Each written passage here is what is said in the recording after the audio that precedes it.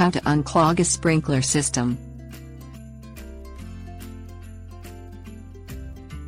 Dirt and debris can build up in all parts of a sprinkler system: pipes, risers and nozzles. If the water spewing from your sprinklers isn't as strong as it should be, it's time for a cleaning. Things you will need: garden hose, wire or paper clip. Turn off the system and remove all the nozzles and heads. Turn on the water and let it run until a solid, clean stream flows from each head opening. Then turn the water off. Dismantle each nozzle according to the directions in your owner's manual. Hold the nozzle under a faucet or hose to blast out debris. Open small, clogged holes using a piece of wire or a paper clip. Rinse out the filter basket or screen. Reassemble and replace the heads and nozzles.